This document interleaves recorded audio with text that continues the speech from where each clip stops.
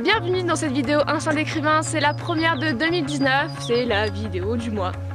Enfin qui apparaît tous les 6 mois quand même chez nous. Ah ouais, c'est vrai.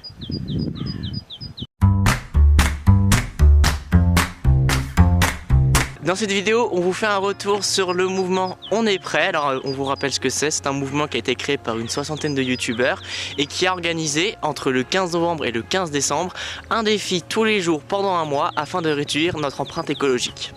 Alors globalement dans ces défis On est prêt, il y en avait qui étaient quand même assez simples, voire très simples.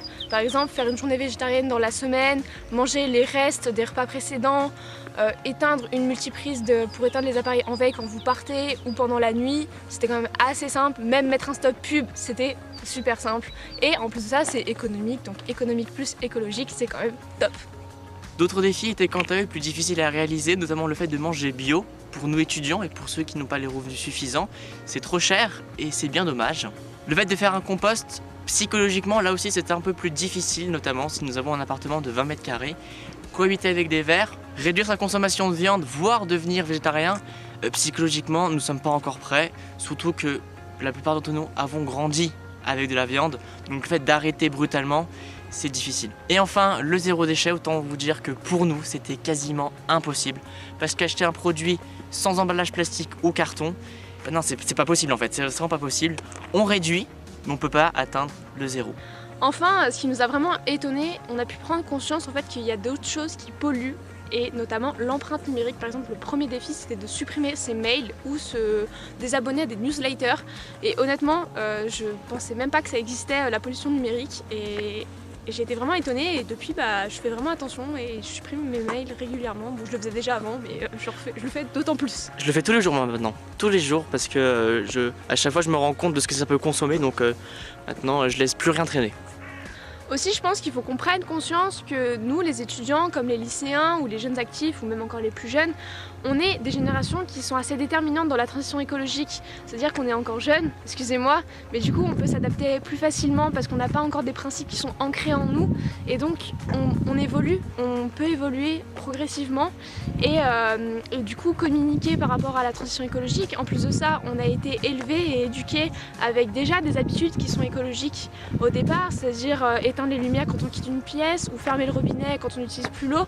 C'est tout bête, mais c'est clairement écologique et je pense que notre but et notre mission c'est d'en parler autour de nous, d'en parler à nos parents, à nos grands-parents, à nos futurs enfants ou à vos enfants si vous en avez déjà et d'avancer vers cet idéal. Mais ce qu'on a vu à travers ces défis c'est qu'on n'est pas parfait, notamment si on prend l'exemple de la viande. Je sais qu'aujourd'hui je ne pourrais pas m'en passer, mais ça ne veut pas dire que d'ici 1 an, 2 ans ou 5 ans je réduise drastiquement ma consommation, voire que je devienne végétarien. Il y a d'autres contraintes dont on ne peut pas se passer aujourd'hui. L'utilisation de la voiture, notamment dans les zones rurales, aujourd'hui c'est le seul moyen de transport nécessaire. Pareil, l'avion pour le travail, si on veut aller à l'étranger, c'est le seul moyen de transport et pourtant on sait très bien que ça pollue, mais on ne peut pas s'en passer. Pourtant ça ne veut pas dire qu'on ne peut pas compenser ces mauvais gestes par des bons gestes, aussi minimes soient-ils, parce que chaque geste est considérable. Je suis vraiment convaincue que l'écologie, ça doit être une prise de conscience personnelle et progressive, c'est-à-dire qu'il y a encore 1 an ou 2 ans, j'étais pas du tout sensibilisée par ce genre de choses. Aujourd'hui, je mange en conscience, le zéro déchet, j'essaie d'y tendre, je me rends compte en fait du nombre de déchets que je produis et donc je pense que c'est vraiment un premier pas vers l'idéal de l'écologie, vers la transition écologique. C'est déjà de se rendre compte de l'effet qu'on peut avoir sur la Terre et en plus de ça, je pense que c'est beaucoup mieux que ce soit progressif, qu'on se rende compte petit à petit de ce qu'on fait, que ce soit interne, qu'on nous force pas, parce que je vois pas l'intérêt de nous forcer, sauf que peut-être qu'un jour il y aura une pénurie de viande et on pourra plus manger de viande et si on s'y retrouve obligé, je pense que psychologiquement et pour notre corps ça risque d'être très brutal, donc c'est pour ça que on est ici pour parler de ça et donc essayer de convaincre les gens de progressivement prendre des gestes beaucoup plus écologiques. C'est la fin de cette vidéo, merci à vous de l'avoir regardé. C'est un sujet qui nous tenait vraiment à cœur, on tenait vraiment à vous en parler aujourd'hui. Si les sujets vous intéressent, n'hésitez pas à consulter notre page Instagram ainsi que celle d'On est prêt, ainsi même que leur site où vous trouverez toutes les informations nécessaires ainsi que la pétition sur l'affaire du siècle. On se retrouve très vite, avant 6 mois quand même. On espère. Pour une nouvelle vidéo, d'ici là portez-vous bien, ciao. Ciao.